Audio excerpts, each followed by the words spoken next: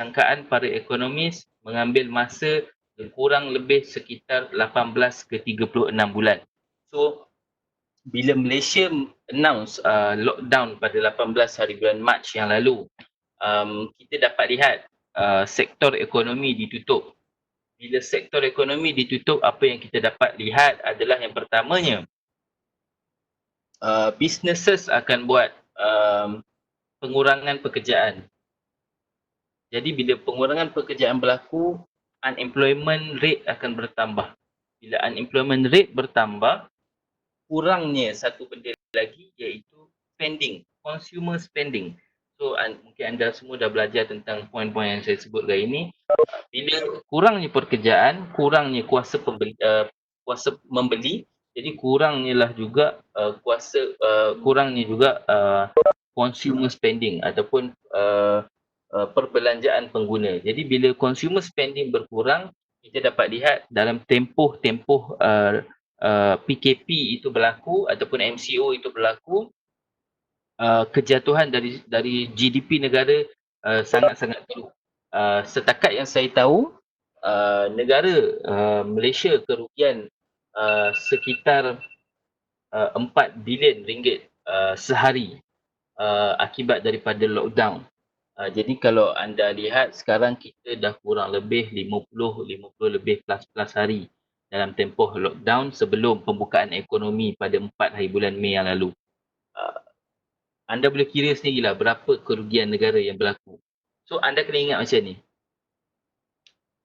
Negara kita ada dua perkara yang saya sebutkan tadi. Negara kena ada input dan negara kena ada output. Input negara ni apa? Negara perlu ada pengambilan cukai daripada wealthy people, iaitu cukai pendapatan daripada orang-orang kaya dekat Malaysia ni, orang-orang millionaire ataupun sebagainya. Kemudian dia collect cukai daripada pelabuhan-pelabuhan yang ada dekat Malaysia, contohnya dekat Kelang dan Penang. Kemudian dia ada import export businesses dia ada import minyak, palm oil dan sebagainya. So itu adalah input negara yang berada di dalam negara. So bila input negara itu masuk ke dalam negara, ia membentuk satu point yang lain yang dipanggil economic growth, iaitu gross domestic product, iaitu GDP negara. Namun kalau kita lihat pada keadaan lockdown itu berlaku, ini saya nak cerita situasi Malaysia dulu. Current situation yang kita sedang hadapi sekarang. Sebab ramai yang tanya apa kemungkinan yang akan berlaku dekat Malaysia, adakah kemungkinan akan berlaku recession ataupun sebagainya. Benda ni kami ada beberapa ekonomis lain membuat research semenjak Oktober 2019 tentang perkara ini. So ini saya nak ceritakan. Okay? So bila ketiadaan ketiadaan input masuk ke dalam Malaysia, kita dapat lihat perkara yang sangat-sangat kritikal telah pun berlaku, iaitu pelancaran fiskal polisi ataupun projek apa kita panggil package rangsangan ekonomi prihatin nasional, yang mana Yang Amat Berhormat Perdana Menteri telah pun mengeluarkan statement bahawa pakej rangsangan ekonomi ini melibatkan kos bernilai 200, tak silap saya, 260 bilion ringgit Malaysia. Jadi bila perkataan itu keluar daripada TSMY, saya melihat kepada kemungkinan pada second phase of economic fiskal, kita akan lihat kemungkinan negara tidak boleh lagi membantu kita sebagai rakyat. Sebab saya ingat lagi satu statement daripada Yang Amat Berhormat Perdana Menteri pada satu wawancara di dalam TV. Dia cakap kita tak boleh bantu rakyat selama-lamanya sebab rakyat kena faham ekonomi dekat Malaysia sedang dalam keadaan tenat. So dekat situ saja anda kena faham bahawa sampai bila negara akan bantu kita untuk menyari hidup kita yang tak bekerja, yang kena buang kerja, yang bekerja tanpa gaji dan yang bekerja yang tidak bekerja dan tak dapat gaji dan sebagainya. Dan businesses yang tak boleh berniaga, tak boleh jual baju, tak boleh buat itu, tak boleh buat ini. Bila ekonomi lockdown tutup, bila ekonomi tutup, bagi duit ke orang, tak ada input masuk, bila second phase of package rangsangan ekonomi berlaku, you fikir dekat mana dia nak cari duit tu lagi? Kat mana dia nak ambil duit untuk beri dekat rakyat? So benda tu yang concern saya pada ketika itu. Namun saya ada buat webinar pada seminggu selepas package rangsangan ekonomi itu berlaku. Saya kata kebijakan pemimpin akan menyebabkan ekonomi berkembang kembali. So saya kata lockdown ini tak akan bertahan lebih daripada 6 bulan. So seperti yang saya jangkakan, lockdown ini hanya berlaku sekitar 2 bulan.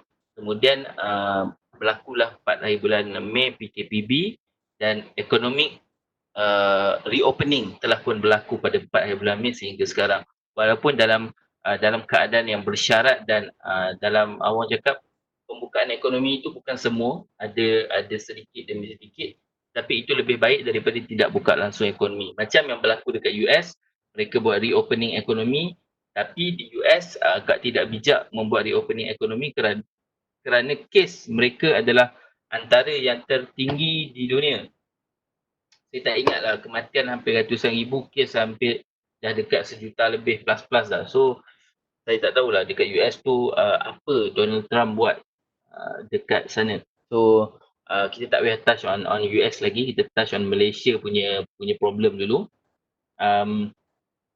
So setakat sekarang Malaysia berada pada current situation yang agak meruncing. So saya nak tunjuk satu benda. So saya tunjukkan dulu latest World Economic Outlook Growth Projection. Ini yang saya ambil daripada IMF, iaitu International Monetary Fund, pada Januari 2020 sehingga Economic Outlook ni valid sehingga Disember 2020. So kalau anda lihat Economic Outlook Growth ataupun perkembangan ekonomi pada tahap peratus. Kalau anda tengok di kawasan world, real GDP growth percent change from 2019 to 2021, kita dapat lihat growth adalah meningkat from 2.9% to 3.4% in 2021. But jangan tengok the world punya projection, kita tengok dekat kita punya region projection. So kalau kita lihat di United States, jangkaan sehingga 2021 penurunan ataupun penguncupan dalam sektor GDP di US akan menurun from 2.3% to 1.7%.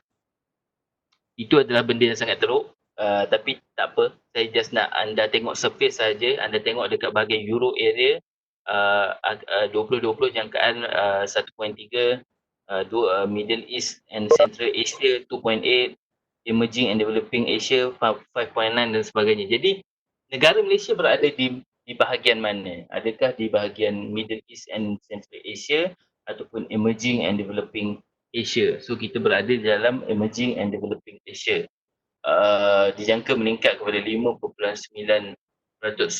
Namun kita lihat dari sudut kita lihat pula projection probability of US recession within 12 months. So ini saya ambil data daripada Bloomberg Economy. Kalau anda lihat di sini, projection ini berlaku adalah based on beberapa senario. Contohnya di kawasan 2001 recession.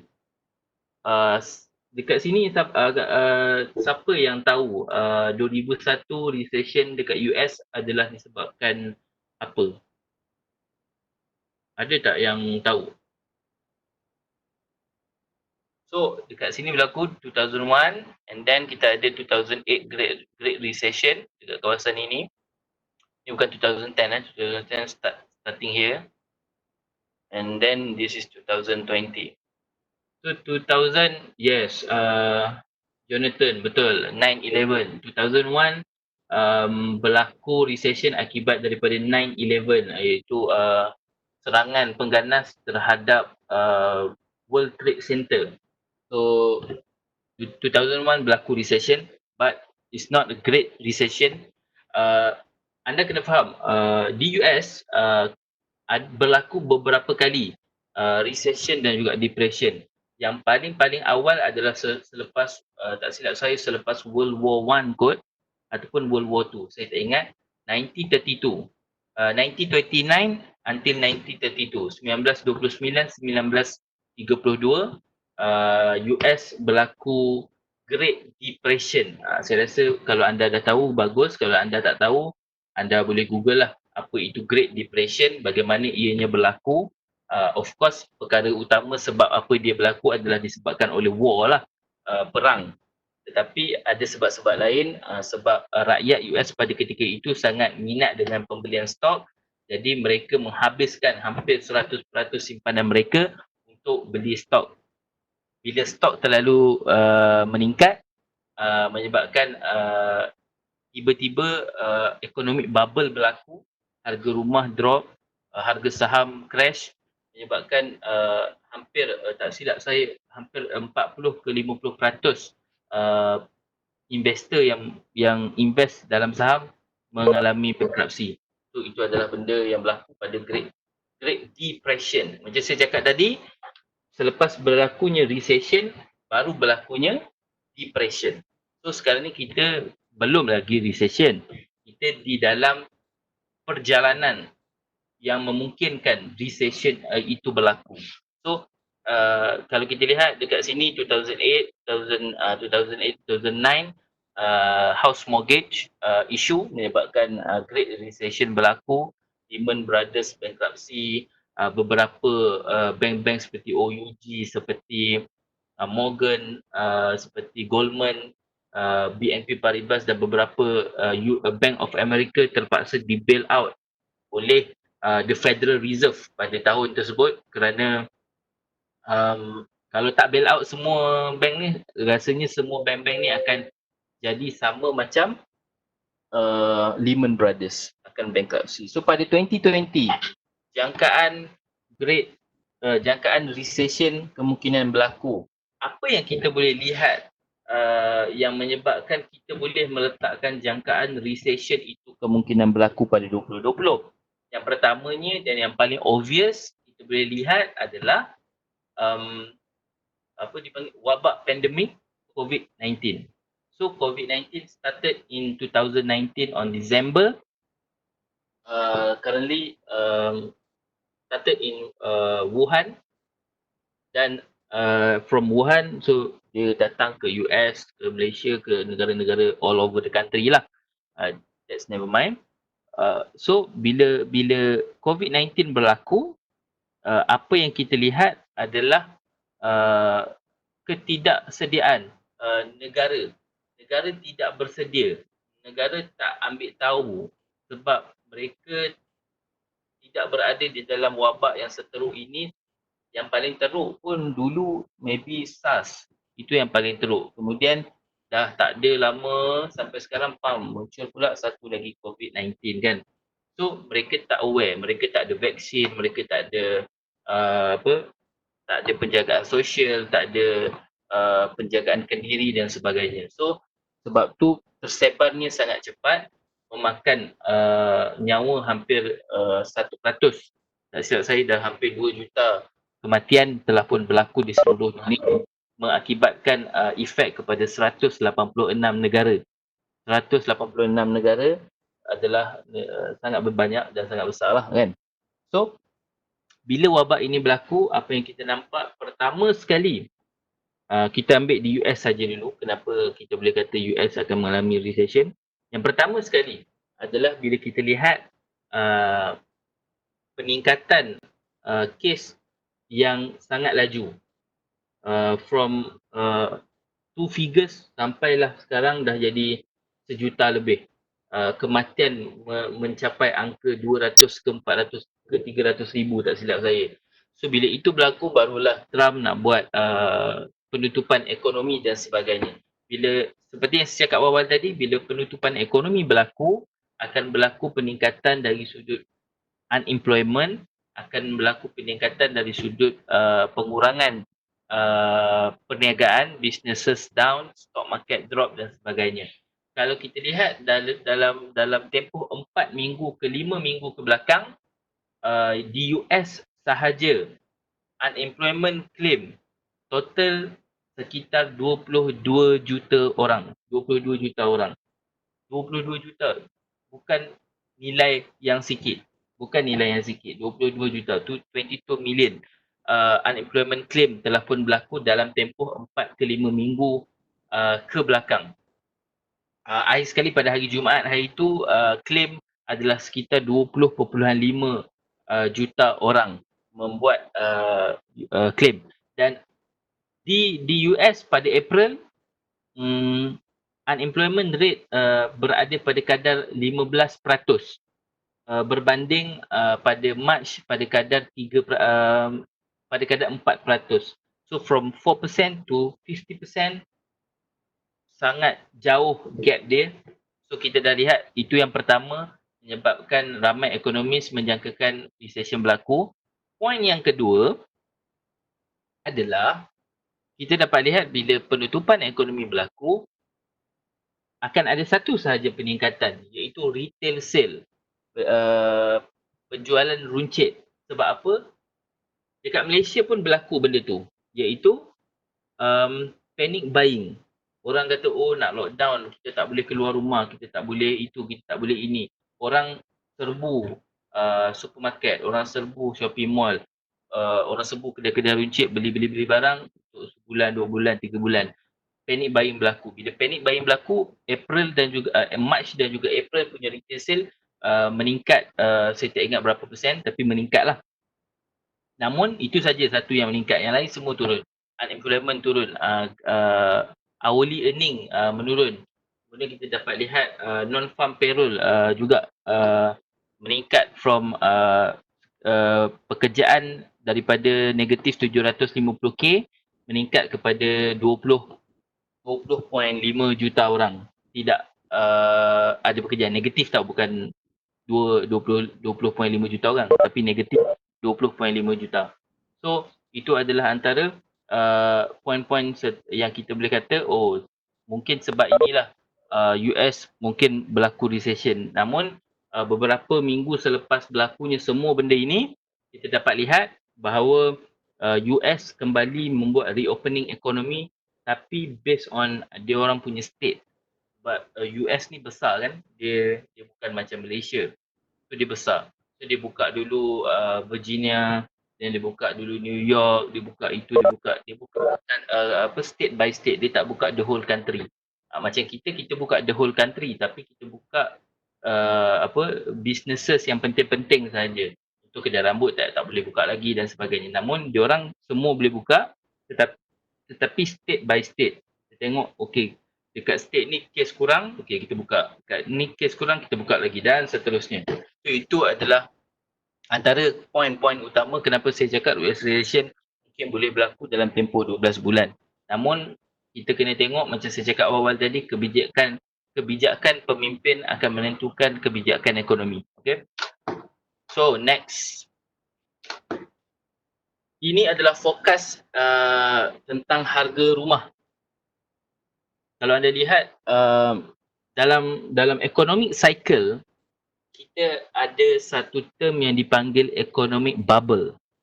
Economic bubble ini berlaku apabila dalam keadaan harga rumah tengah meningkat naik, tetapi tiba-tiba harga rumah jatuh mendadak. Okey, dalam keadaan sekarang ini, ini statement saya lah, ini bukan statement orang, ini statement dari saya sendiri, bukan dari statement ekonomi. Statement saya sendiri, saya kata dalam keadaan sekarang, housing market sangat teruk dan rumah bukan lagi aset pada saya dalam keadaan sekarang. Saya akan anggap rumah sebagai liability kerana saya nampak bila economic bubble ini berlaku, harga rumah akan jatuh dengan sangat teruk. Kita boleh tengok dekat sini, ni dia bagi silap ni 2021, ni 2022 saya terbalik. So kita dapat lihat from 4.1% akan drop 2.9, 2.8, 2.6. Drop. Tak ada kenaikan langsung. So dalam tempoh 3 tahun tak ada kenaikan, from asset will become liability. rumah tak akan jadi aset, rumah akan jadi liability. So benda tu sangat bahaya. Mungkin kita tak fikir lagi, oh nak beli rumah, kita tak fikir lagi. Tapi orang yang nak membeli rumah tu, dia akan fikir, oh beli rumah tak apa, selamat, aset dalam keadaan economic recession, rumah sangat bernilai, kita boleh jual rumah tu balik, refinance dan sebagainya. Tapi dalam situasi recession, orang yang ada rumah akan rugi, orang yang baru beli rumah pun akan rugi. So benda tu sangat bahaya di dalam economic cycle, di dalam housing market itu sendiri. So sebab itulah berlakunya housing mortgage pada 2008 tu. Sebab loan dimudahkan, orang beli, tapi orang tak mampu bayar. So housing mortgage berlaku. So itu adalah tentang housing downturn. Now, so semua masih okey. Kita tengok muka semua tengah mengantuk. Okey. So saya pun kering tekak ni. Kalau buat malam boleh minum-minum sikit kan. Okey. So saya ada 2 slide terakhir. Ini adalah growth in forecast to decline sharply in the region. So saya sebab saya nak ambil point on apa? East Asia punya Pacific region. So kalau anda tengok dekat sini, anda baca kat bawah ni, dekat bahagian note ni, ini saya ambil source daripada World Bank. Baseline refer to a scenario of severe growth slowdown followed by a strong recovery. Blah blah blah blah blah. So kat bawah ni lower case refer to a scenario of a deeper contraction followed by sluggish recovery. So ini adalah jangkaan ataupun forecast GDP bagi negara-negara Asia. So kalau anda tengok dekat sini, kita ini Vietnam dan seterusnya lah. 1, 2, 3, 4, 5, 6, 7, 8. So anda boleh tengoklah kat sini. So kalau kita lihat pada kawasan ini, yang warna putih ini adalah bukan forecasting, adalah data pada 2019. Yang warna putih ni, yang 4.3% yang mewakili Malaysia. Negatif 0.1 adalah baseline ataupun starting point 2020 punya economic recession. Dan akhir sekali pada yang warna kuning ataupun lower case ni adalah forecasting 2020 dalam tempoh ke depan. So kita dapat lihat kemungkinan penurunan GDP based on forecast adalah pada kadar negatif 4.6. Kita lihat di Malaysia sekarang ni dah ada buat 2 kali OPR. Kali dulu 0.25 tak silap saya, a few month ago, then last month ataupun awal bulan ni, saya tak ingat. Diorang buat OPR cut lagi 0.25. So apa yang kita nampak, kenapa mereka buat cut OPR, sebab nak memudahkan orang buat loan. Bila orang buat loan, bila business, okey, kenapa berlakunya interest rate cut? Okey, point dia. Kenapa orang buat interest rate cut? Simple je nak faham. Bila orang buat interest bila bank buat interest rate cut, tak kisahlah Federal Bank ke commercial bank ke buat interest rate cut, apa akan berlaku? Yang pertama, businesses yang sedang merudum akan buat loan. Bila businesses buat loan, apa yang akan berlaku? Sesi yang kedua, loan tersebut akan dilaburkan ke dalam bisnes mereka. Bila bisnes, duit dilaburkan ke dalam bisnes, akan create more job. Ataupun akan create lebih banyak pekerjaan. Bila create more job, akan create more spending. Bila create more spending, akan create more input to negara. Bila input negara banyak, negara akan mengalami kenaikan dari sudut GDP growth. Bila GDP growth meningkat, economic spending ataupun government spending akan juga meningkat. So itu flow dia. Faham tak? Itu sebabnya interest rate cut berlaku. Kalau interest rate cut tak berlaku, tak ada flow itu berlaku, tak ada orang buat, tak ada businesses buat loan, business tak jalan, tak ada pekerjaan. Bila tak ada pekerjaan, tak ada consumer spending, tak ada input untuk negara, tak ada input untuk negara, tak ada GDP kenaikan, tak ada kenaikan GDP, tak ada spending untuk kita. So, itu adalah proses ekonomi yang berlaku setiap tahun di dalam sesebuah negara. Okay. So, saya rasa itu saja. Sekarang dah 11.23. Sepatutnya sampai 11.40. Tapi saya habis awal 7 minit. So, saya rasa itu saja. Ada Q&A ke? Okay, thank you to thank you to Sifukaza for understanding talk about this financial problem, about this COVID-19 related. Okay, now we have continue session. If you guys have any question, you may write down your question, name, and also group number and chat or switch on your mic and ask. You guys have any question?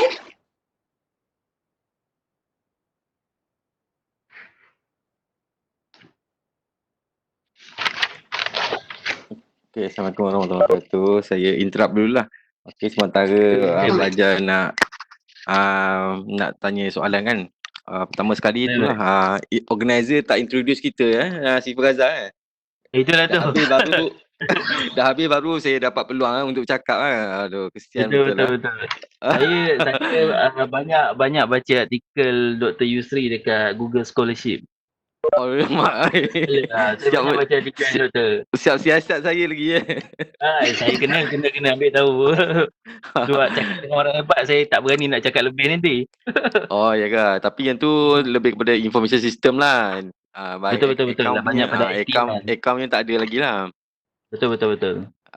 Tapi saya major dulu kerja accounting finance lah. I see. Okey. Terima kasih banyak-banyak lah kerana sudi lah untuk jadikan speaker hari ni lah. Okey. No problem. Dia orang pun dah nak menangis tu sebab dia orang punya speaker tiba-tiba tak boleh ni kan. Tapi dah dapat itulah tu saya pun mengejut kan. Saya kata okey je lah sebab online kan. Itulah online senang lah, dekat rumah je kan. Yalah tu. Kena pula 2 jam Itulah tu. Ngeri nak cakap ni. Itulah dia orang patut buat malam kan. Saya okey je tapi malam nak tarawih pula kan. Yelah tarawih pula, betul. Kalau boleh itulah dia orang tak bagi rehat sekejap Itulah saya tengah cakap bila dia orang baru belajar ni. Dia orang baru belajar event management. Oh ya ke, tak apa. Itulah tak apa Apa ada soalan ni? Teruskan.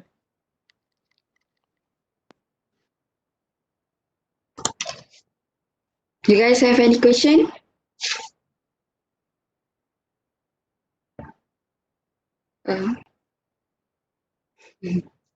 Tak ada soalan tu.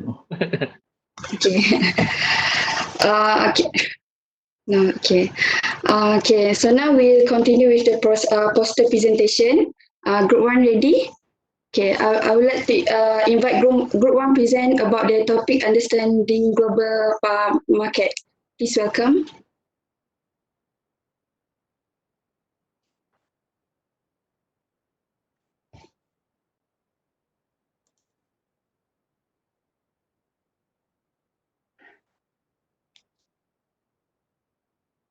Very good morning to Dr. Yusri. Hello.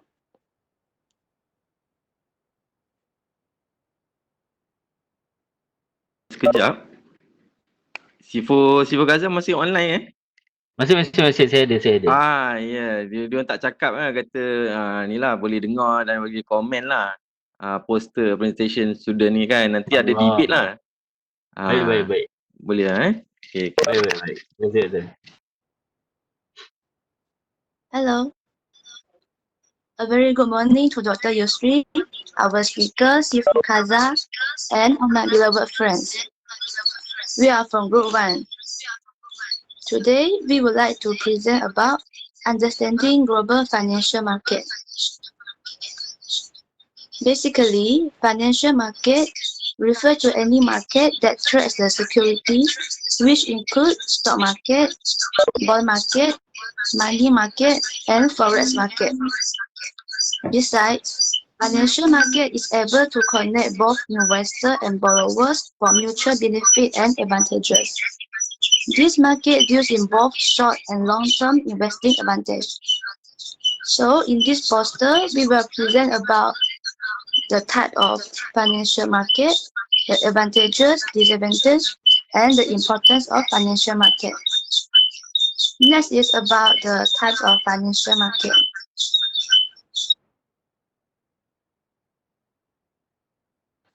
Okay, now I'm going to present the types of financial markets. There are four types of financial markets I introduced. The first is stock market. The stock market is the collection of exchanges and markets in which daily activities are carried out to purchase, sell, and issue shares in publicly owned companies. Those financial activities are carried out through institutionalized formal exchange or over-the-counter marketplace that operates under a specified set of regulations. The second financial market is bond market. The bond market offers opportunities for firms and the government to secure funds to support a project or investment project. In a bond market, investor can acquire bonds from a firm and return the amount of bonds plus interest after an agreed time. The third one is money market. A money market is generally for short-term financial assets that can be easily transformed to money with the least transaction cost at a low rate. The operations on the money market can be extended for a duration of up to 1 year to deal with financial assets in the short term. The last financial market is forex market. The forex market is also known as foreign exchange market. It's not a physical entity, but it's a trading and communication network between banks, brokers, and forex dealers. This is the market where it trades all sorts of currencies, and it is the highest liquid market as the cash is liquid. Next is the advantages of financial market. My name is Colena. I would like to discuss about the advantage and disadvantage of financial markets. The first advantage of the financial market is that the market provides a platform such as stock market, forex market, and others for buyers and sellers to meet for trading activities. The second advantage is the market cap or market capitalization, which can help to determine the market value of the company. Besides, the financial market can also help in the mobilization of investor savings in productive uses, such as invest in the profitable investment. In opposite, there are two disadvantages of financial market. First, some macroeconomic forces, such as tax, will influence the intrinsic value of stocks. Secondly, there are some factors that will change the security price in a sudden. For example, good news will lead customer to buy stock, while the negative news will lead investor to sell their stock. Next is the importance of financial market.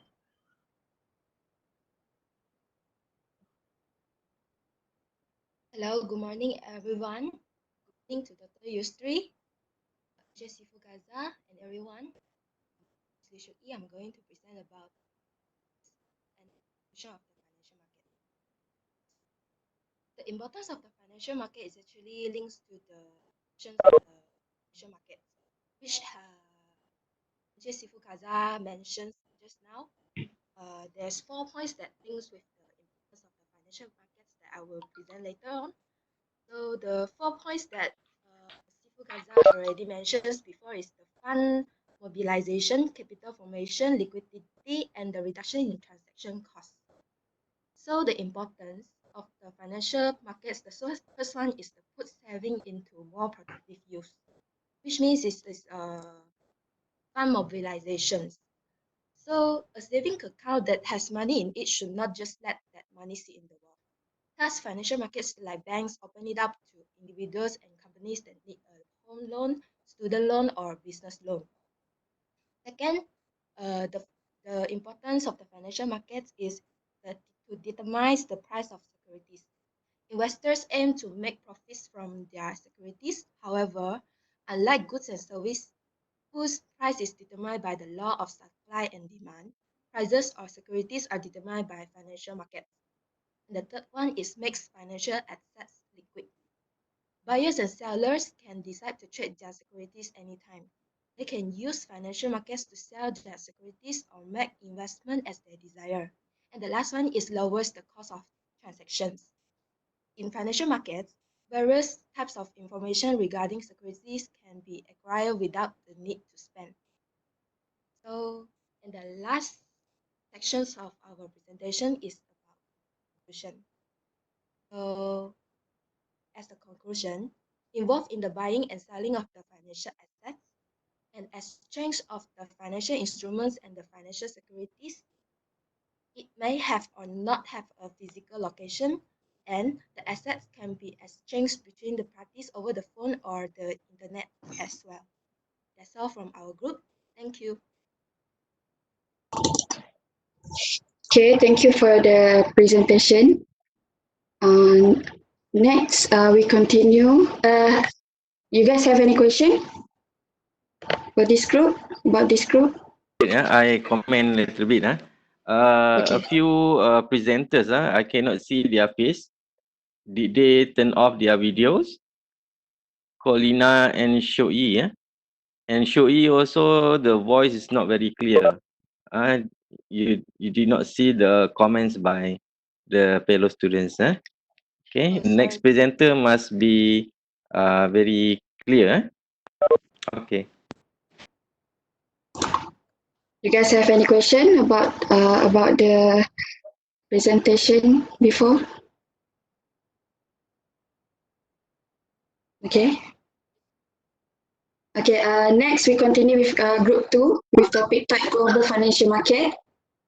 Please welcome. Maybe Sifukaza want to add or ask them.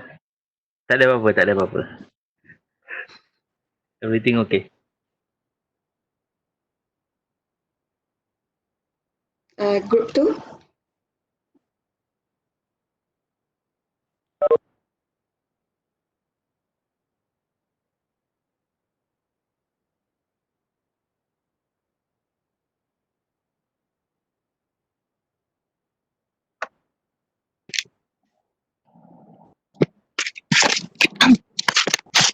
Good morning, everyone.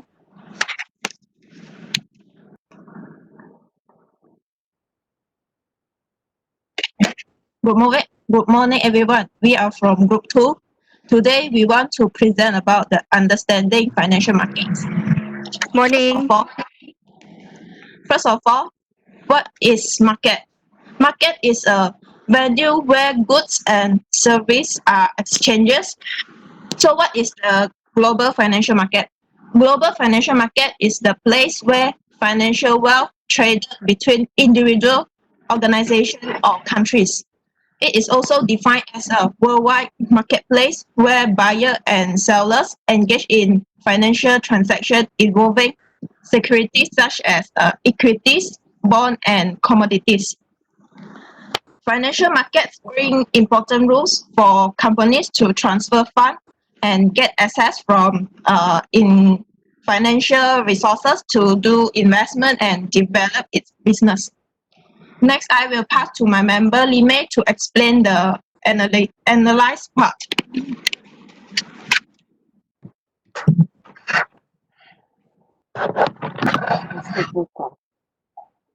Good morning, everyone. Now I would like to present the part of analyze. There are three ways to transfer capital, which are direct and indirect. Direct transfer is the company offer the security directly to the investor. They're willing to buy and it does not involve an intermediary. Moreover, indirect transfer comprise two, which are transfer capital through financial intermediary and investment banking firm. The indirect transfer through financial intermediary such as commercial bank, which public or investor deposit money into their saving account and bank use the money to provide loan to the business want to borrow. But investment banking firm is financial institution to help the company trade in security, raising up the capital. Now, I will pass to Maggie to talk about type of financial institution and financial market.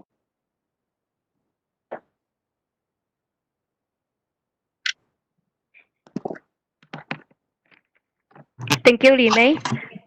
Can you guys hear my voice?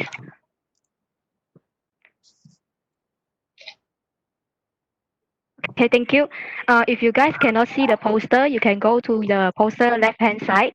There is a plus button. You can click to zoom in to see the poster more clearly. Good morning to Dr. Yusri and Sifukaza. I'm going to present about the type of financial institution. There are 6 types of financial institution. For the first one is the retail banks. Retail bank is a bank that offer the services directed to the consumer. There are several types of services offered. The first one is the saving and checking account. Second is the mortgage. Third is the personal loan. And fourth will be the debit cards and credit cards. Fifth, number 5 one is certificates of deposit. For the second will be the online banks. Online banks is the bank that allows the bank customer to handle their account transaction directly with bank through the internet. For example, is the Maybank to you and the CIMB click. The third one will be the investment bank. Investment bank is a financial advisor which help the company to raise up their capital by issuing the securities. And the fourth will be the central bank. Central bank is the national bank which responsible to manage and guide all other banks, and it has the authority to manage the currency, the money supply, interest rates, and also the commercial banking system of the countries. For example, is the Bank Negara Malaysia. And the fifth one will be the credit union. Credit union refers to the non-profit institution that work by the member ownerships. This means that the members will pooling their assets in order to provide the loan, and the credit union will offer low interest of loan and its interest rate of saving. The sixth will be the saving and loan association. For this, the example is the residential mortgage. Residential mortgage offer the loan for the consumer who want to purchase the house or make improvement on the properties or its land. Next, I will talk about the types of financial markets. For our group, we are going to present about 4 types of financial market. The first one is the over-the-counter market. In another saying can be called as OTC market.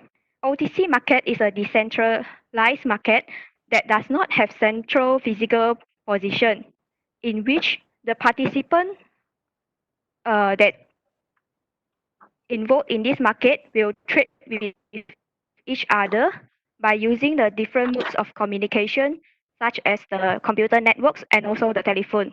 The example of product that trade in OTC market is the bonds. And for the second is derivative market. Derivative market is a security trading financial market that derives its value from some specific underlying asset.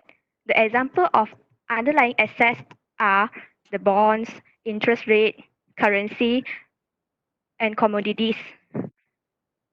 And third will be the commodity markets. Commodity markets, just now Sifu Gary got explained about it. Maybe you guys can try to recall. And commodity markets, in my point of view, it involves the trading of commodities like gold, oil, and rice. And the example that we search is the CBOT. CBOT is a US major commodity exchange uh, market that traded on commodities such as gold, silver, soybeans, and others. Lastly, will be the foreign exchange market. Foreign exchange market can be also called as the forex market. Forex market is the market for converting the currency from one country into the another country currency. For example, when you're going for holiday, a tourist and an American tourist who is visiting China will supply the US dollar into the foreign exchange market and demand for the Chinese yuan. That's all about my part, and I will pass it to my member Hui Yi to explain about the summary and conclusion part. Thank you. Hi, good morning, everyone. My name is Tarina. I would like to present about the summary and the conclusion. So the figure shows that the Global Competitiveness Index integrates the macroeconomy and the business aspect of competitiveness into a single index. According to a Global Competitiveness Report 2019, which is published by World Economic Forum, the ranking for the Malaysia is 27 out of 141 economy. The figure indicates the 33% is basic requirement sub-index, which include macroeconomic environment, institution, infrastructure, health, and primary education. 50% is efficiency enhancer sub-index, which include financial market development, higher education and training, goods market efficiency, labor market efficiency, market size, and technological readiness. And 70% indicates innovation and sophistication factor sub-index, which includes innovation and business sophistication. Conclusion, a business obtains benefit if fully understand about global finance. Finance market can make an undesirable effect if do not governance properly. The fluctuation of financial market can cause unstable of country's economy. That's all for us. Thank you.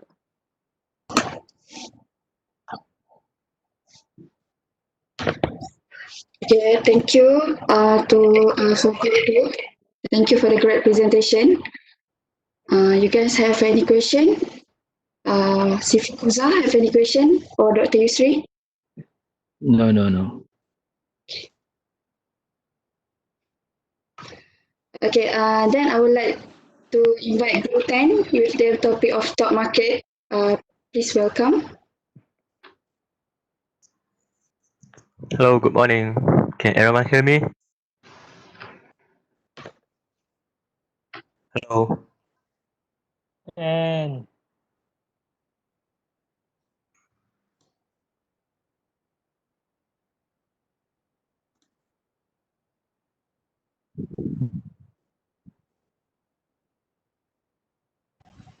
Okay, very good morning to Mr. Sifukaza, Dr. Yusri, and my fellow friends. We are from Group 10, and today we'd like to share about stock market. Okay. Well, financial markets create liquidity and allows business to grow and entrepreneurs to raise money for their ventures. And also, they reduce risks by having information publicly available to investors and traders.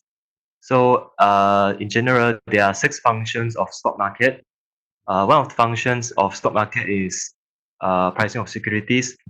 So, stock markets provides the platform to get the values of the securities on the basis of supply and demand factors. And secondly, about safety of transactions. All participants associated with a stock exchange are well regulated and are required to work within the legal framework. Therefore, such a system ensures safety of transactions. Also, stock market contributes to economic growth. It helps stimulate economic growth, which savings get channelized into more productive investment and leads to capital formation and also economic growth. The fourth function is attracts foreign capital. So stock exchange allows foreign investors to recognize about the listed companies in our country. This can greatly increase buying of stocks from foreign countries. And besides, It also allows spreading of equity culture. Stock exchange have extensive information on the listed companies that can educate public about investments in securities, which leads to spreading of wider ownership of shares. And lastly, stock market has high liquidity as investors get assurance that they can convert their investment into cash whenever they want. So next we'll proceed to the advantage and disadvantage of stock market. Hello everyone. Everyone can hear me? My name is Lim Hoa Ting. My name is Hoa Ting, and I will explain about the advantages and disadvantages for the stock market for the personal and the economic or company. So the advantages for the personal is about the first one is can acquire ownership of the listed enterprise or company. So, for example, when an investor purchases the stock from a publicly traded firm, no matter how low your size is, no matter how the size, actually it gives you a commensurate control over the company stakes. So the next one is the investor can earn money in two ways. So, for example, some of the investor hopes to maximize their benefits in short term, right? So, when a stock becomes the high price, they can sell it and earn the money. So, on the other hand, some of the investor expect the company profits and stock prices to rise over the time. So the next one is very easy to sell. So when investor can sell their stock at any time and convert the shares easily into cash and with low transaction costs. So for the disadvantages for the personal is the first one uh is of course the investment risk. If the investor invests the company that's doing badly, investor will sell the stock with the low price and at the end will lose the initial investment. So second is the investor will be paid last because if a company doing badly or fails, shareholders and bondholders or creditors will be paid first instead of the paying for the investor. The last one is actually is consume a lot of time because the investor need a lot of time to do the research about how to buy the stock market. So now I will pass to Chin Yi to describe about the advantages and disadvantages about the company and for the company and economy. Good morning, everyone. I'm Shin Yi. I'm going to explain about the advantages and disadvantages for economic and company aspect. For the first one, the advantages is stock market can as a sources of business capital. The business in the developing world can sell the shares to the public and gaining large amount of cash that do not come with a burden of repayment. The second one is can influence economic perception. The country with rising stock market are known as emerging economic, whereas those with market developed are rarely considered as strong economic. For the disadvantages is the impact of the business investment. It has the opposite effect while the stock market is bearish, confidence is decreasing, and companies are no longer interested on investing in the economy. So now I will pass to Shorting for the summary and conclusion part. Good morning, everyone.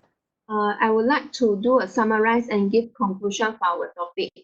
In summary, stock market is where investors connect to buy and sell investment, most commonly stock, which are shares of ownership in a public company in a secure and regulated environment with zero to low operational risk.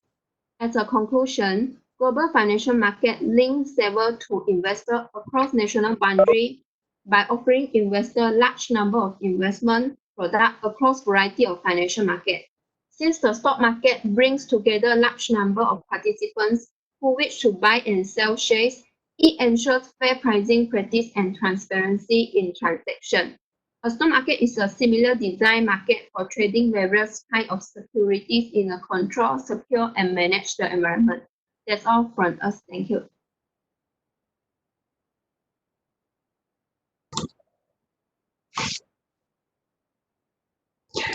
Okay, thank you for the awesome presentation, Group 10. You guys have any question? The Group 10? Any question? Guys?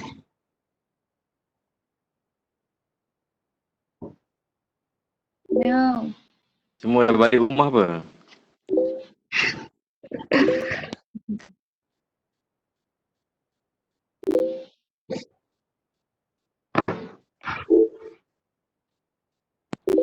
Are you guys sure?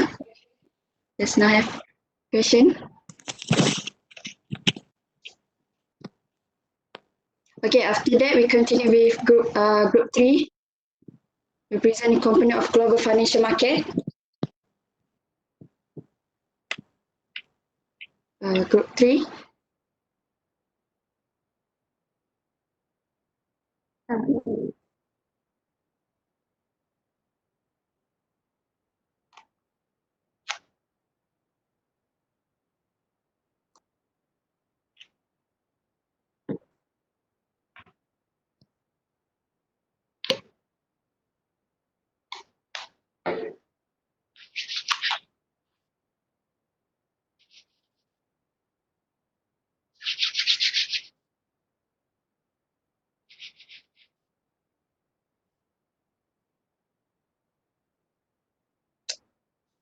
Dengar Syeki.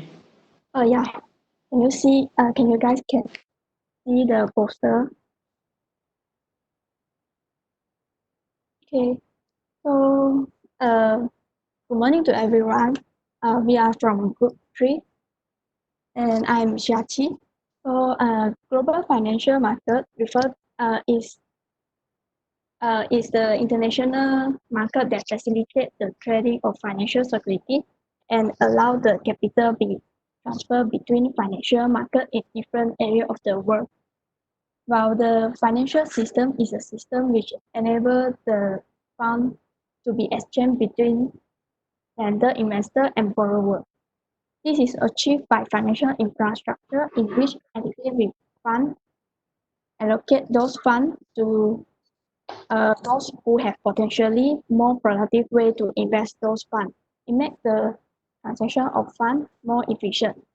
And there is three elements included in the financial system, which are financial market, financial institution, and financial regulator. Each of the elements has its own function in economic, and they will explain by my member.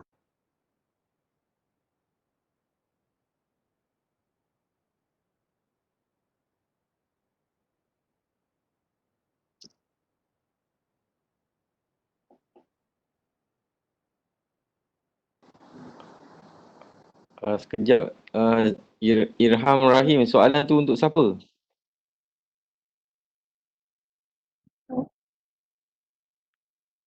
Ada dekat chat tu Irham ada tulis. Wait a while.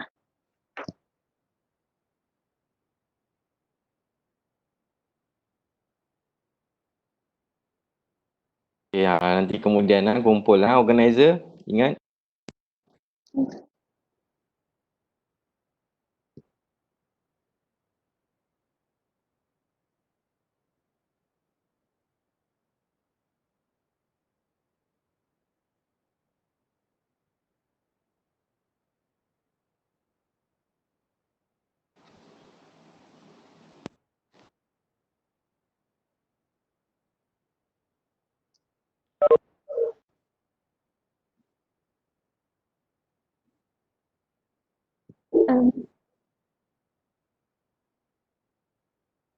Ini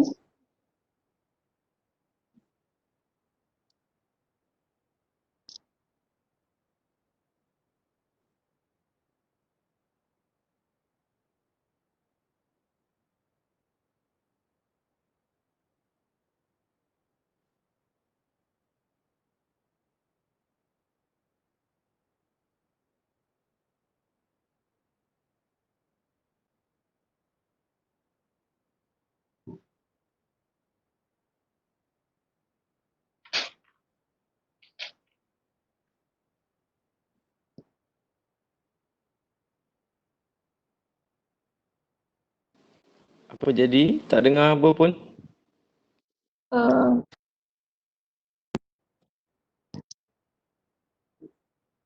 Ini.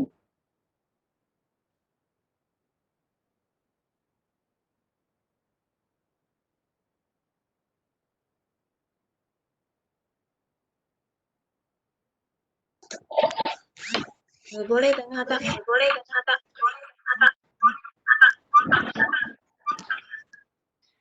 Hi, good morning, everyone.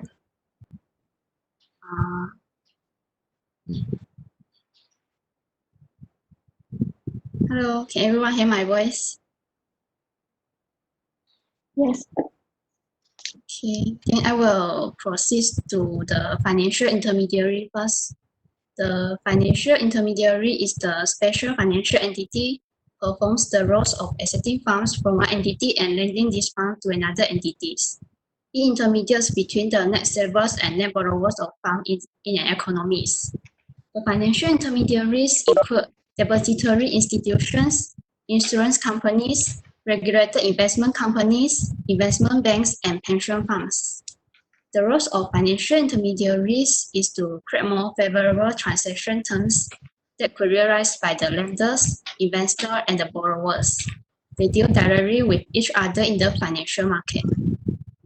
Moreover, the other roles of financial intermediaries include provide asset transformation, and it is divided into three categories, which is maturity transformations, denomination transformation, and the risk transformations. The maturity financials refers to the financial intermediaries which take the short-term liabilities such as the deposit from the saver and the money market loan to fund the long-term assets. Others is the denomination transformations. It is usually lent to the business borrowers in which the large loan can be transformed from the small amount of deposit. The last role of the financial intermediaries is risk transformations. It is the ability of the financial intermediary to reduce and mitigate the risk related to the deposit and loans. Next, I will pass to the other group members. Simin.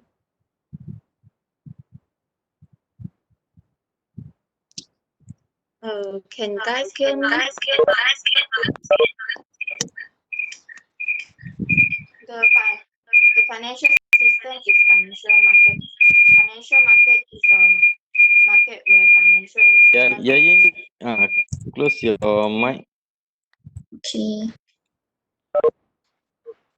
Financial market is a market where financial instruments are exchanged or traded.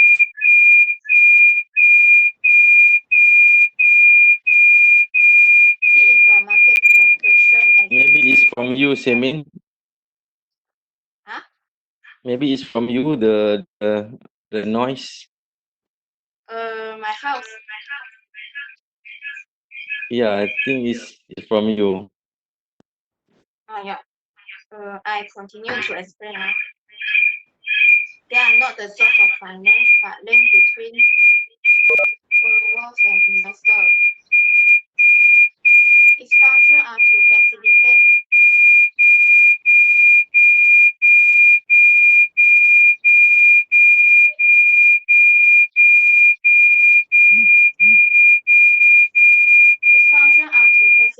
creation and allocation of credit and liquidity to facilitate transaction at low cost, assist the seller and buyer discover the price.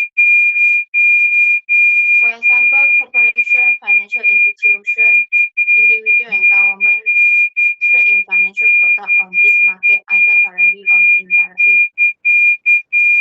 Now I would like to pass the mic to Gang Wong Hao.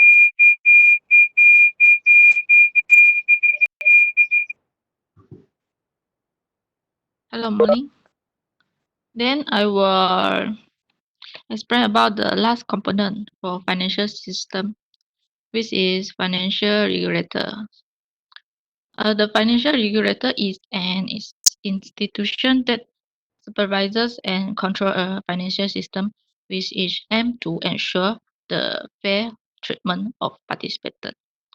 So the function for the financial regulators is to enforce the applicable laws, so that it can be tried to prevent the cases of market manipulation. Furthermore, is to ensure the competencies of financial service providers, which is execute the regular inspection, protect the traders and clients, and also investigate and take the legal action for any misconduct, such as the insider trading. And for the bank and broker that are regulated, are more secure to trade with it, as they are obligated to meet the certain standard and requirements. And lastly, the financial regulator are also responsible to ensuring that a broker has separate account. This means that the trading capital of a trader is safe even if the broker will get into the financial troubles. Next, So, next so we in will the like in the summary, the function of financial market is to fund the investment of business, government, and individual by fostering the flow of funds. And the role of intermediation is undertaken by financial institutions because they are the main player who decide the flow of funds in financial market, and the financial regulator carry out the task of controlling and governing all of the players in the financial market. As a conclusion, the financial market and intermediary are subject to financial regulator. Thank you for that's all from us. Okay, thank you, Group 3, for lovely presentation. Okay, we continue with the Q&A. Ilham Rahim have a question to, I think, to Sifukaza. Okay, Please can switch on your mic. Oh, okay. Dengar suara. Yeah. Okay, so the question is about lockdown tamat, ekonomi berjalan macam biasa. Adakah stock market akan kembali positif? So basically, as you know, seperti yang kita cakap awal-awal tadi, bila ekonomi dia ada market reaction. So bila lockdown kembali, lockdown tamat, dan bila lockdown tamat, ekonomi akan kembali stabil. Ekonomi stabil ini bermaksud businesses will started to running. Maksudnya akan ada more job berlaku, dan kita akan lihat dari sudut stok apa yang ingin dibeli. Adakah stok itu dari sudut palm oil stock, ataupun stok Petronas ke, ataupun apa-apa stok lah kan. So kita kena tengok dari sudut itu dulu. Firstly, kalau you cakap pasal palm oil stock dan sebagainya, setakat sekarang mungkin palm oil stock, kita boleh tengok saham Felda dan sebagainya, setakat sekarang tak akan ada kenaikan kerana belum ada kemampuan untuk mengimport semula palm oil ke luar negara, kerana masih ada sekatan sempadan ataupun sekatan untuk bergerak keluar untuk import dan eksport. Namun juga kita lihat dari sudut stok minyak seperti Petronas, kemungkinan juga tidak akan berlaku kenaikan dan sebagainya, akibat daripada masih lagi mengalami kejatuhan, berada pada bawah paras harga minyak yang sesuai, kerana Malaysia perlu kekalkan harga minyak sekitar 40 ke 50 dolar per barrel untuk sustain the economy. So kalau benda tu tak boleh sustain, maksudnya stok masih lagi meruncing setakat sekarang ini. Tapi waktu saya cakap kena tengok stok apa yang nak dibeli, baru kita boleh buat conclusion adakah it is reasonable untuk beli stok tu ataupun tak. So itu untuk soalan daripada Irham Hakim. So kena tengok dulu stok tu punya niche, business niche dia, dan kita boleh buat conclusion either it is a better stok untuk beli ataupun boleh beli stok yang you nak beli tu. That's all. Okay, Lina, you want to ask question to Sifukaza or previous group?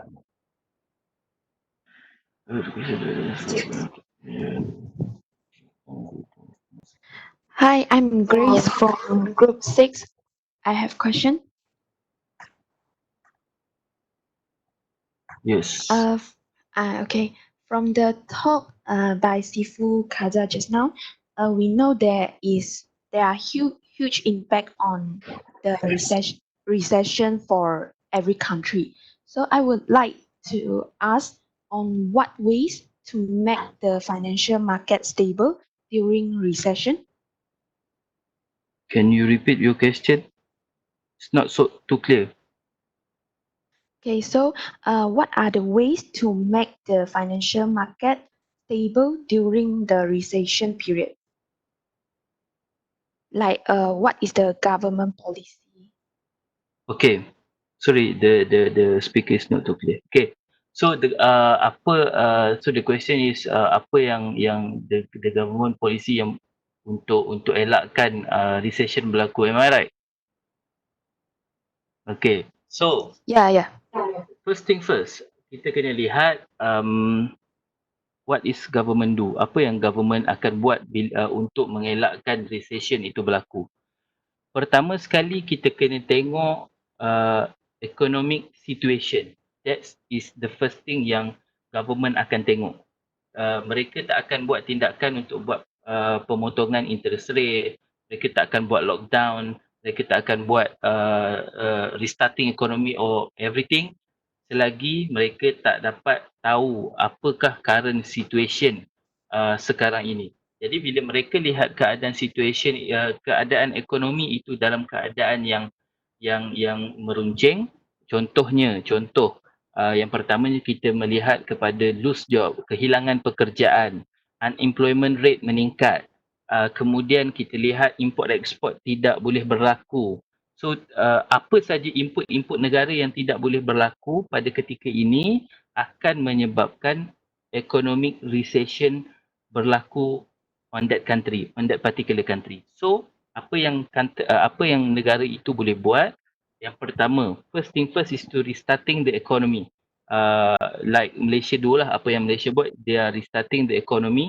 Walaupun not all the economy is been reopening, but certain economy is been reopening. Maksudnya ekonomi business yang lebih besar, contohnya essential business dibuka kembali untuk create more job and create more spending on country. Sebab you must understand the economic change reaction. Like I said before, kalau negara nak stabilkan ekonomi dia kembali, first thing first is the economy must be stable. Ekonomi kena stabil. Macam mana nak stabilkan ekonomi? Yang pertama, dia kena increase, dia kena cut interest rate ataupun di Malaysia we call it OPR. And then when they cut OPR, they will create more borrowing. They will create more borrowing because Malaysia is not same like Japan, like US. Sebab US, Japan, they have QE, quantitative easing. It means they can print more money to create a money supply. But in Malaysia, we cannot do the QE thing. So what they will do, they will cut interest rate to make people borrow.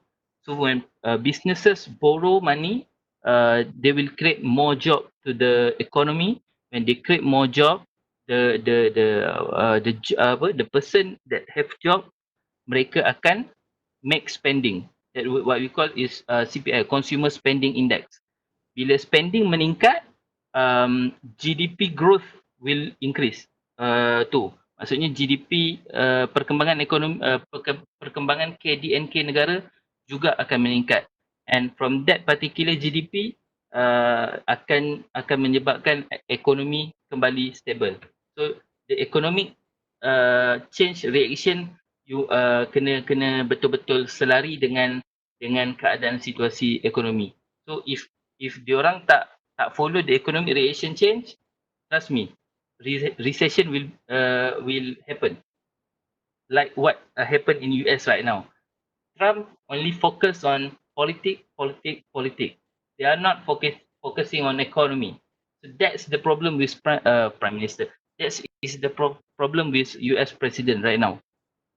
They're blaming the WHO because backup the China government. So they tarik balik fund from WHO and then they blame Europe country for bringing the virus and not selling the vaccine and everything.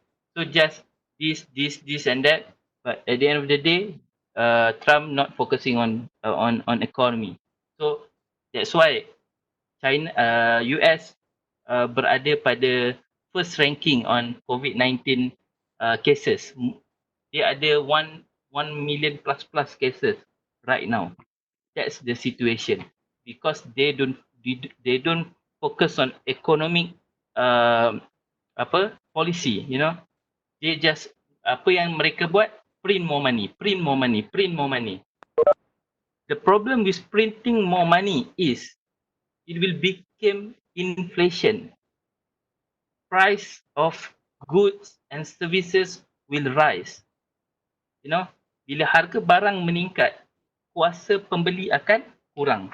You know, before this you beli air mineral harga RM1. Because of inflation, from RM1 harga air mineral akan jadi RM2. And what worst case scenario, bila duit ataupun money supply become more and more in country, from inflation will become hyperinflation. What happen if hyperinflation happen? Maksudnya, bila hyperinflation berlaku, first thing, price of good and services will increase more than 50%. Harga barangan akan meningkat lebih daripada 50%. Itu yang pertama. Yang kedua, Federal Reserve tak boleh nak turunkan lagi interest rate because they are already in the lowest interest rate. Now, the Fed berada pada taraf 0.25% on interest rate. You know, so benda-benda macam ni akan menyebabkan from recession to depression to great depression until the recovery process will take a long time. So in Malaysia we hope benda tu tak jadi. So that's what will the economy the government have to do. That's the economic relation change. That's all. Okay, thank you, Sifukaza. Anything? Okay, thank you, Sifukaza, for the informative answer. Right now, we want to continue to group 3. We present about component of global financial market. Please welcome. Group 4. Sorry, group 4.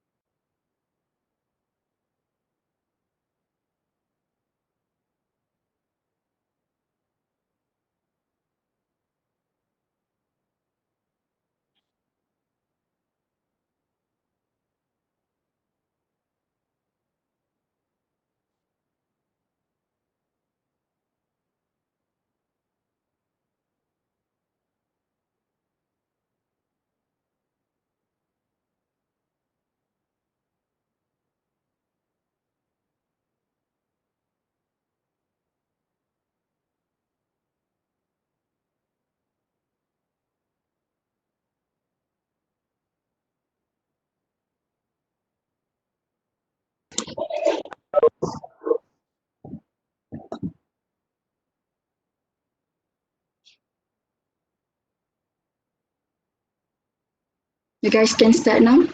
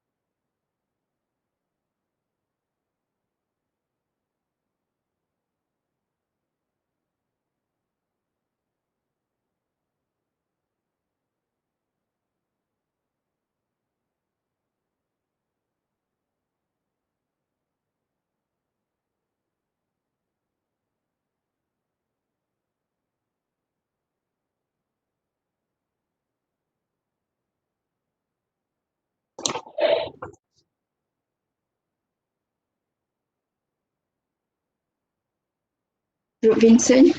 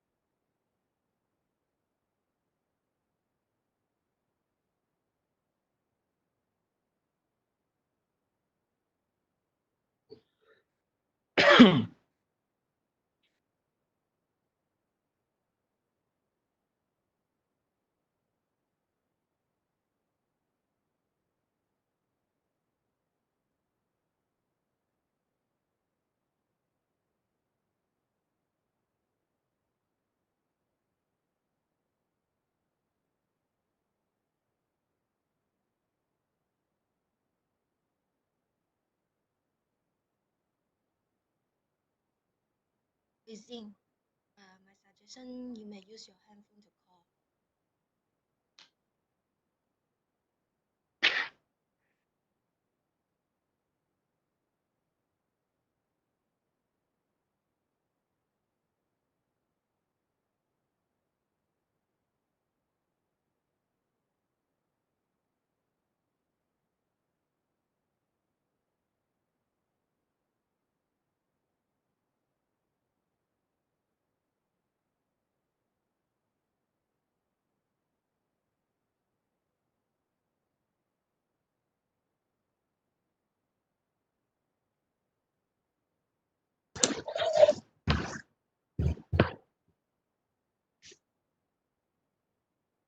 Okay, group 4 have a problem. So I think we can continue with Q&A. I think Lina have a question for to Sifukaza. Okay, Lina. Okay. we have the question. Siapa ada soalan?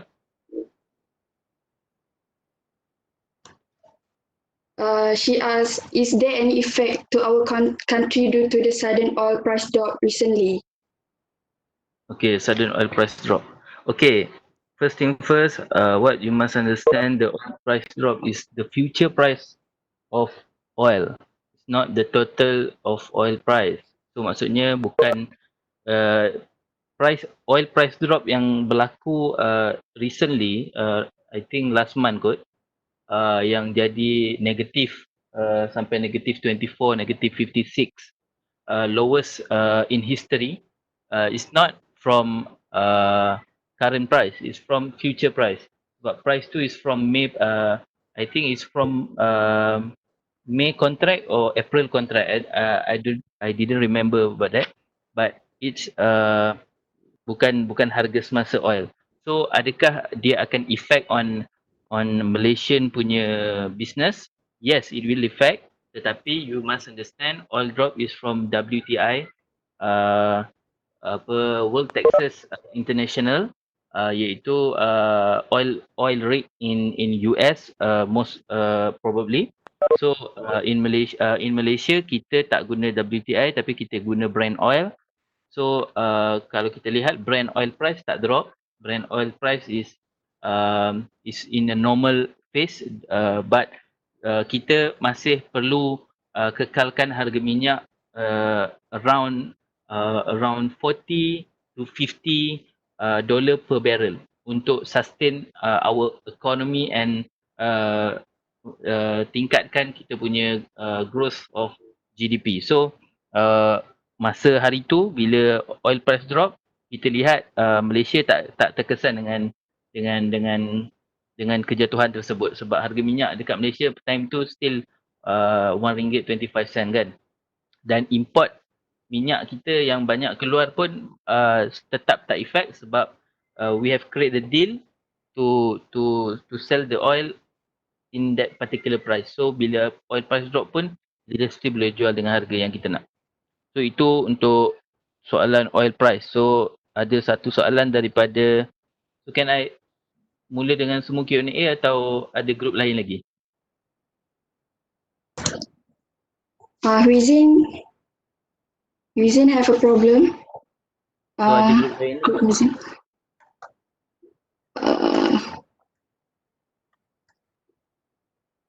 Um,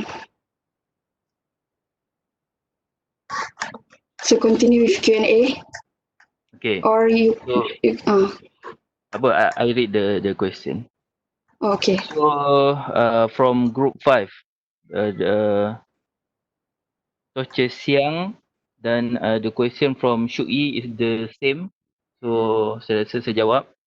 Type of financial market, which of them do you think is the most suitable for fresh grad to trade or invest? Okay, between 5 of them, kita ada money market, stock market, derivative market, forex market, dan the rest lah. So in Malaysia, we can see the first question that you must answer to me is, do you have enough capital to start with money market? That's the point. That is the main thing you have to know. If, like I said before, bila you nak masuk money market, the industry yang masuk dalam money market is corporate level, bank, commercial bank, and so on. So of course money market is not our level, so we can dismiss that one. Then we can see two main thing. First is stock market, second three thing I think: stock market, commodity market, and forex market. So between three of these, stock market and commodity market, kita boleh trade at the same platform in BSKL. So but the benda yang susah dekat stock market is we have to open the CDS account. Have you heard about CDS account? Yes, right. So CDS account, so you have to go to the bank, and then you have to apply the paper to open the CDS account. You have to manually isi all the form and everything, so it take a long time. Like I said, function of the financial market is to reduce cost and reduce time. But if you have to open, your CDS account and everything, it's not reducing time and it's not reducing cost. But if you ask me, which is the suitable thing for fresh graduate? Two: forex market and stock market. Because first thing, the capital is low. The capital in CDS account in Maybank, Hong Leong, I think you boleh start around 10 ringgit maybe in Maybank and Hong Leong. Yeah, 10 ringgit. In forex market, of course you have so many broker in Malaysia such as FBS, but the minimum is $100. So you have two choice. The stock market, you can invest around 10 ringgit. The forex market is $100, but you have to remember, stock market walaupun 10 ringgit, I give you simple understanding in stock market. So we have blue chip, we have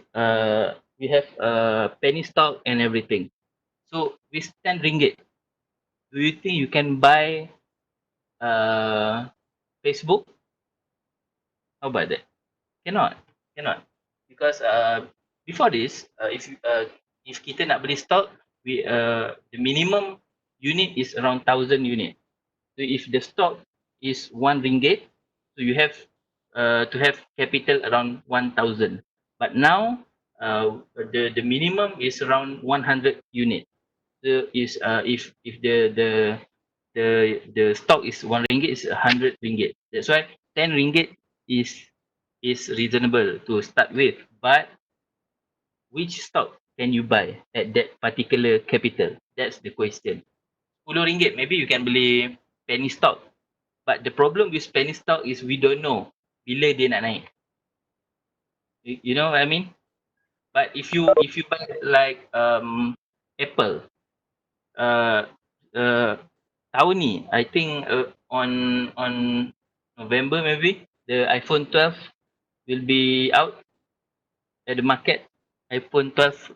So before iPhone 12 keluar, you may buy Apple stock before the Apple stock, before the iPhone 12 is out in the market. Before. but the price of Apple stock is around, I don't remember, I think around 100 to 200 US dollar per unit. So if you try to count 200 times 100 unit, how many, how much capital you need? Around 2000 $3,000.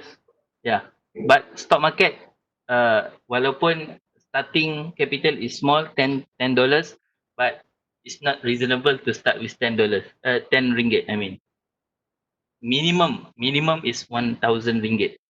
So you can buy at least, you can buy Asia, you can buy DG, you can buy maybe what the small one, Aziata maybe. So that's on in the stock market point of view. But in forex market, you must understand a lot of things. In stock market, you must know the background of the company, you must know the dividend, you must know blah blah and so on. But in forex market, you must know more. You must know the currency. You must know the government policy. You must know the government current situation. You must know about the interest rate decision. You must know the from the unemployment blah, lot of things you must know. So I think you have no problem about knowing all of that. And you learn all of this. So in forex market, you have to know all of these things. You must know about economy. You must know about fundamental, and then you can start to trade forex, because you have to know the country itself. If you trade stock, you just want to know about the company, not the country. But if you want to trade US dollar, you must know about US dollar, about US, the interest rate, the political situation, the military conflict, the quantitative easing, the consumer spending, blah blah blah. A lot of things you must know. So if you ask me, I'm not a biased trader, because I'm a forex trader. So I cannot say I want you to trade forex, but I give you two choice. You can trade forex and you can trade stock. That is the two market that you can access easily. Because you are a student, I know the benda yang paling susah adalah capital. You don't have enough capital. So these two market, the capital starting is small, easy to learn, and of course you guys memang dah belajar about economy, then it is easy for you untuk starting with these two particular market. Okay, so that's for Shuk Yi and Toh Chi Siang from group 5, I think. And then can I answer more Q&A? We want to continue with presentation. Okay, go on. Okay. Okay. Hello, boleh dengar tak? Boleh. How many presentation more? Two more. Two, okay. Now,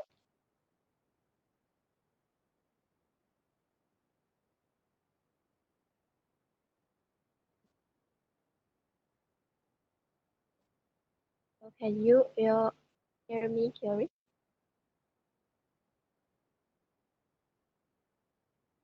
Okay. So now we would like to present about the International Monetary Fund. So I would like to start by about the IMF. Sorry about just now, cannot hear my voice, and let's move on. So firstly, about the IMF. The International Monetary Fund, or IMF, promotes international finance, stabilizer, and monetary cooperation. It also facilitates employment, sustainable economic growth, and help to reduce global poverty. The IMF is governed by and equivalent by 189 member countries.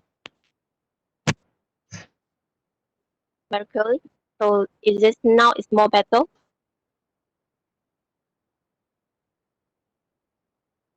Yeah, okay. So for the multifaceted rules of quarters, currently a member quarters play a key role in defining four aspects of the member relations with the IMF. The amount of financial resource that a member contributes to the IMF, the members' voting powers in institutional decision making along the best work. So for the third is the level of access of the member to IMF financing, and the fourth is the member share the general special deals right. Money, your slide didn't show the content. Okay. So in the global economy, IMF quotas are to be allocated to present the relative weight and the role of its member. Yet, relative quotas shared between the members only slowly shift and does not keep pace with shifting economic relative. Therefore, quotas need to be rebalanced to reflect the many changes and have taken place in recent years. So as shown in the picture above, they shows the member of the quarters, and this is latest update in March 2000. And you can ask. Thank you. So they shows that the Malaysia is 0.76%, which approximates 3,633.8 millions of SDRs. So, quarter what that mean by their economic position relative to other countries and review regularly. Quarter for participants are regularly reviewed in intervals of no more than 5 years.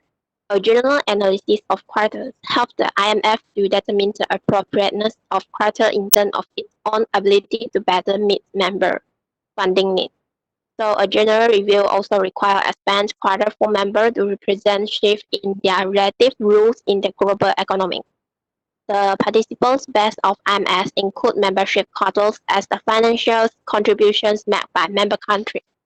The quota for a country determines its voting powers and access to financing.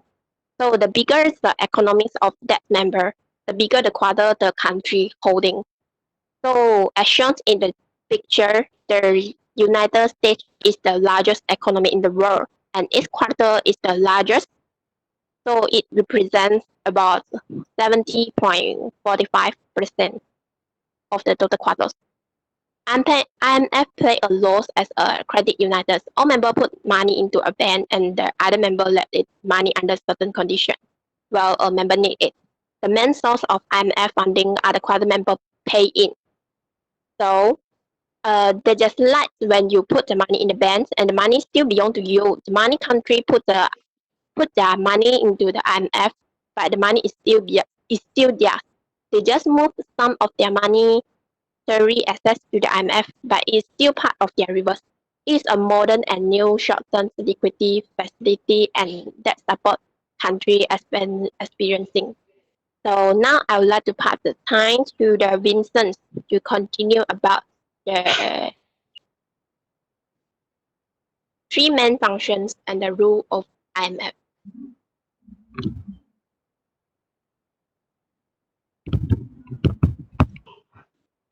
Hello? Hello, can you hear my voice?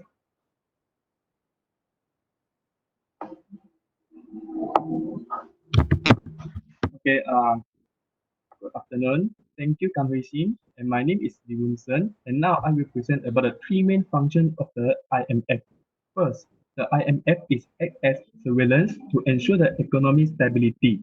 And it will keep the advice and conduct the economic analysis to the country member in order to appraise each member in the exchange rate policy.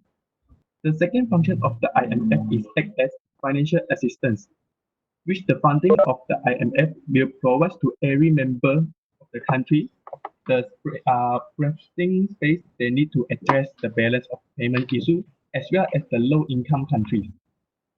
The function is the technical assistance to the member state in the worldwide. This is because the IMF will giving the training to help and support on the technical issue related to macroeconomy policy in order the member countries are able to strengthen their capacity for effective policy design and implementation in their nation. Next, I will also explain the role of IMF. As I just now have explained, the promote global financial stability is the one of the role of IMF, which to control the inflation and the deflation of each nation. The second role is exchange rate stability, which is balance the growth of trade in the worldwide, forum for international monetary cooperation, and the last but not least, the temporary financial assistance to member experiencing balance of payment difficulties. So this is the role and function of the IMF. And now I will pass to the next member to explain the role of World Bank.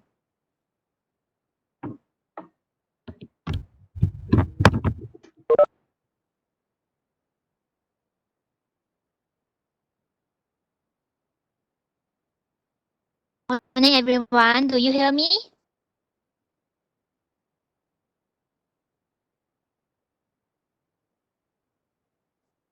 Okay. Good morning, everyone. I'm Chong Man Yi. I would like to present about the role of World Bank. Before we go to the role of World Bank, I will tell you about what is World Bank. The World Bank was established in July 1994. When the World Bank is found first, its aim to complete its goal as a facilitator reconstructions and also ensure the stability of financial and monetary. And then World Bank also will restore and expand the trade. Moreover, there are five institutions cooperate together to manage the World Bank. The institution is managed by its member country, which is got 189 members country. It includes the largest shareholder, which is United States, Japan, China, France, and UK. Currently, World Bank has two goals need to achieve in year 2030. It is to reduce the poverty and promote the shared prosperity by encourage low-income growth of 40% for each country. Therefore, the role of bank is reconstruct an economic development after the World War II. The World War II is happened since 1945. And then the long-term economic development. The World Bank will invest such as the project financing, including infrastructure, energy, education, and health. Okay, I will pass to Siu Sing for the conclusions and summary. Thank you.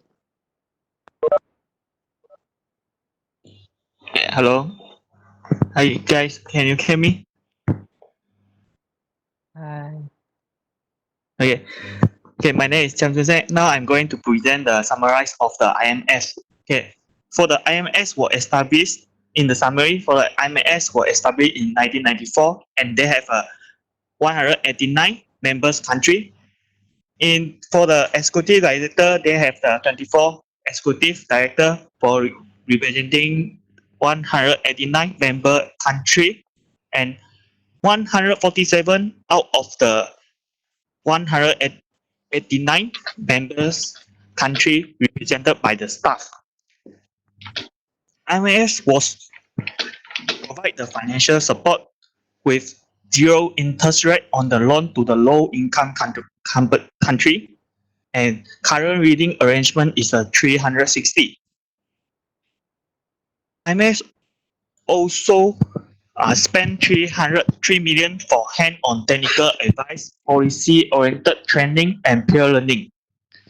IMF is able to lend to its member country around 1 trillion is for provide the assistance to countries that had happened a natural disaster or emerging from the world. Okay, now I'm go through the conclusion. In conclusion, in the open economy policy maker try to maintain internal and external balance. The architect of the IMF hopes to design a fixed exchange rate system that will encourage the growth in internal trade to reach internal and external balance at the same time. Expenditure switching as well as expenditure changing policy was needed. Yeah, that's all from us. Thank you.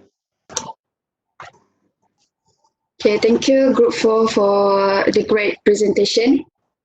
Okay, because time is running out, so we can continue with Group 12. The last, they want to present about money market versus capital market.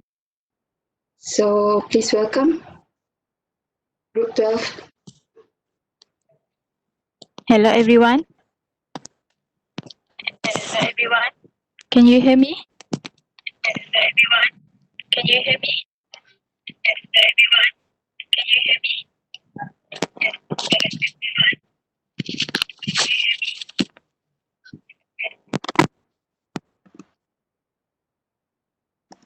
Hello everyone. Can you hear me?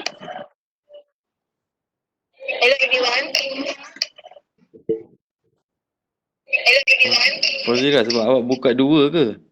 Bunyi dua kali.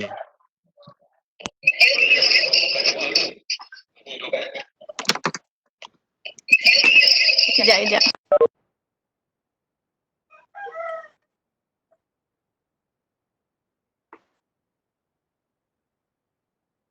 Hello. Boleh dengar tak?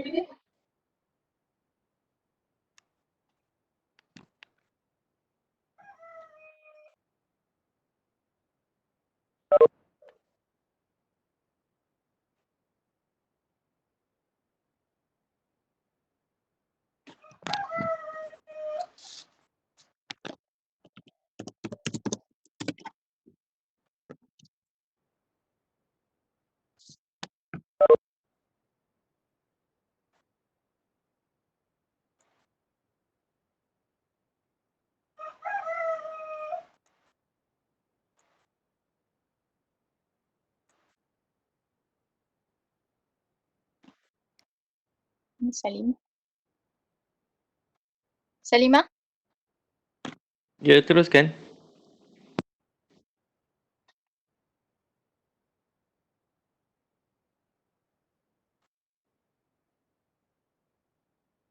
Good afternoon to Dr. Yusri and Sifukaza. Today, we from a group 12 to present about the understanding global financial market, money market and capital market.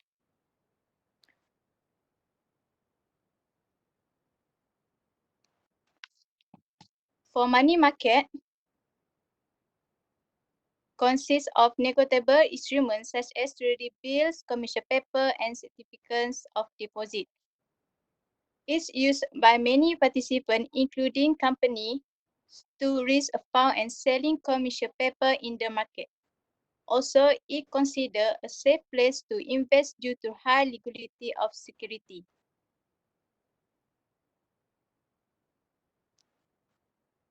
Next, I will pass to Salimah.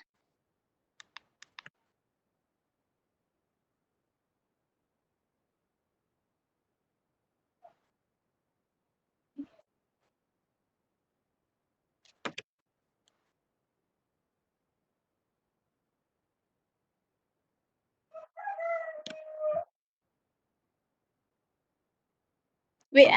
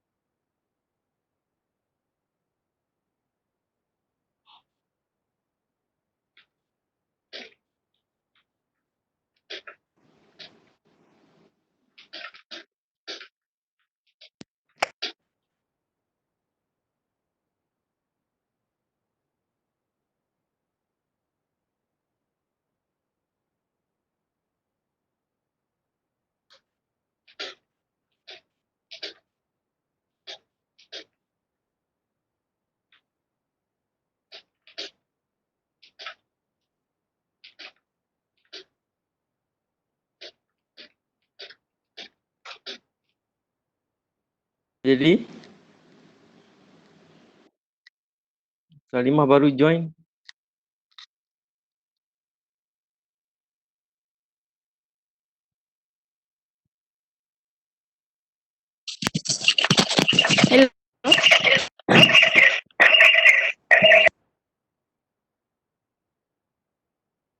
buka speaker. Hello, can you hear me?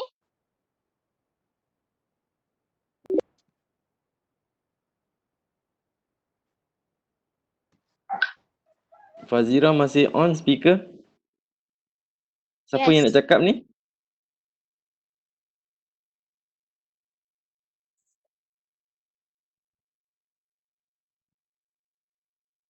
Salimah. Ha, mana Salimah?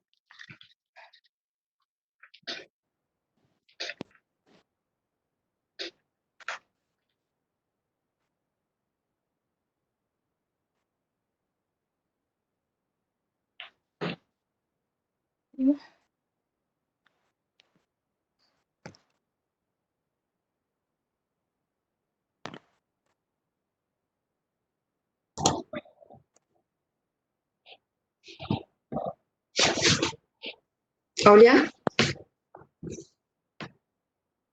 Salimah? Salimah mana?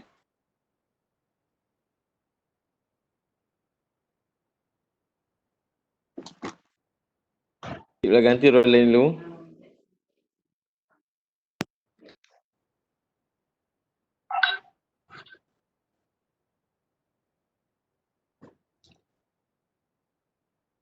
Aulia can continue. Kan. Aulia cakap dulu lah. Dengar tak? Cimun dulu. Cimun.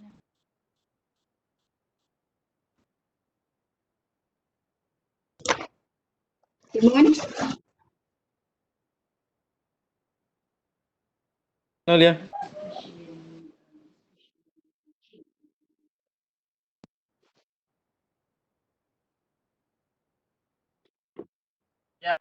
Okay, hello everyone, since Salima got a problem of connecting, so I will present on behalf of her. So about the capital market is a section of financial market where long-term security are issued and traded. Capital market is a market where buyer and seller engage in trade of financial securities like bonds, stock, and etc. So the buying or selling is undertaken by participants such as individual and institution. So now I'm going to talk about the differences of money market and capital market. So we are comparing the differences of maturity, liquidity, risk factor, and also return on investment. So what is maturity? Maturity means when you invest something, how long you can get back the money and also the profit. So for money market, it's 1 year or more, but for capital market, it's up to 1 year. And for the liquidity, it's comparative low, and for capital market is high liquidity. What is liquidity? Liquidity is about how big the trade-off is different, the speed of the sales, and the price it can be sold for. And the risk factor for money market is comparative higher, and for capital market is lower. So the return on investment for money market is comparative higher, and for capital market is lower than that of capital market. Thank you.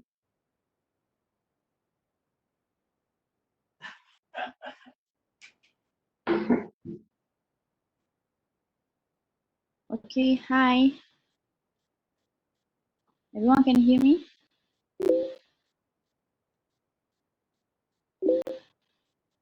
Okay, now I would like to explain about the example of the money market and also capital market. For money market, market for short-term debt instrument which is have maturity less than 1 year, which is money market is typically a telephone and computer market rather than a physical building. So, for example, for money market is treasury bills, which is issues by federal government.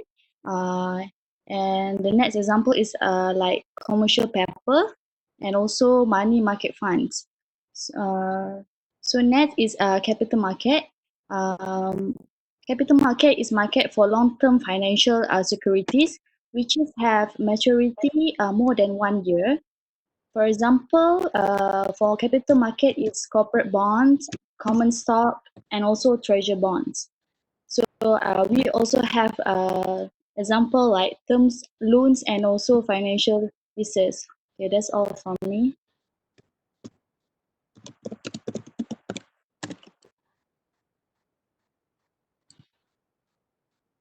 So maybe I would like to help Salimah to explain her part, which is the meaning of capital market, which is capital market means a section of financial market where long-term securities are issued and also traded.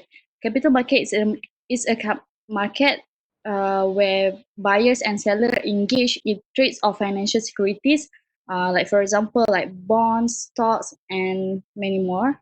So the buying and selling is undertaken by participants such as individual and institution. So that's Yes. all from us. Thank you very much. Thank you, Group 12. Okay, we continue with debate. For group debate session. I hope all debaters are ready for debate session. Yes.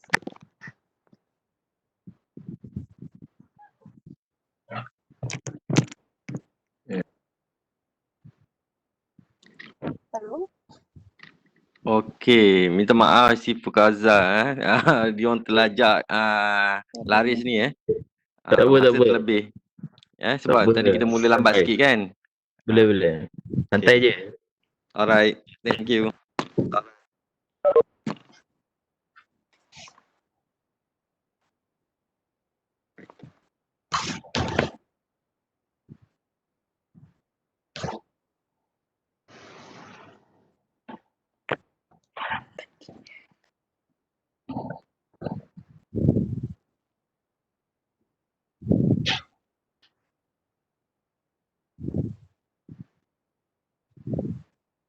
Okay. Hello. Can you guys hear me? Yes.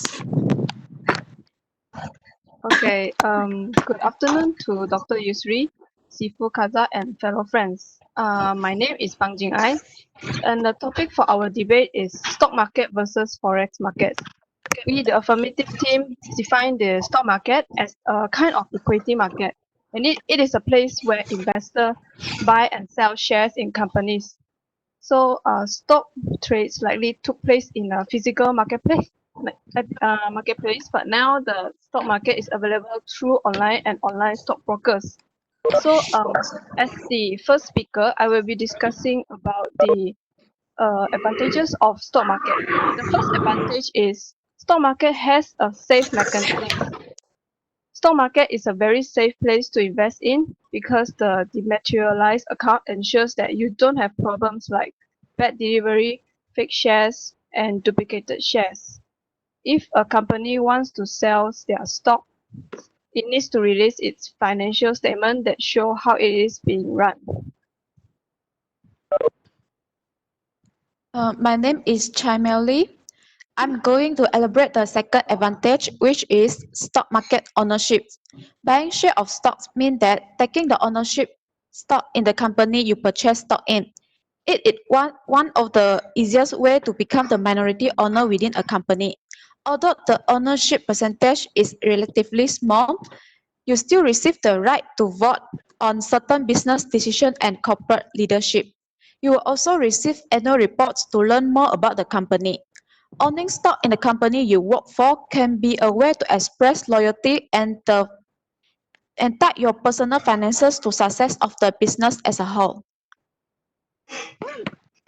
Okay, so my name is Grace. I will continue the part. So another advantage for the stock market is their diversification. For investors who put money into different types of investment products, a stock market investment has the benefit of providing diversification. The stock market offers different financial instruments such as shares, bonds, mutual funds, and derivative. This provides investors a wide choice of products in which to invest their monies. My name is Gan Kersing. For last point, stock market gives higher returns in shorter period of time. Compared to other investment products like bonds and fixed deposits, stock investing provides investors an excellent possibility of making greater returns in shorter time periods. Adhering to the stock market basics, such as planning the trade, using stop loss and take profit figures, doing the research and due diligence, and being patient can significantly mitigate the risk inherent to stock investing and maximize the returns on share market investment. Thank you. So good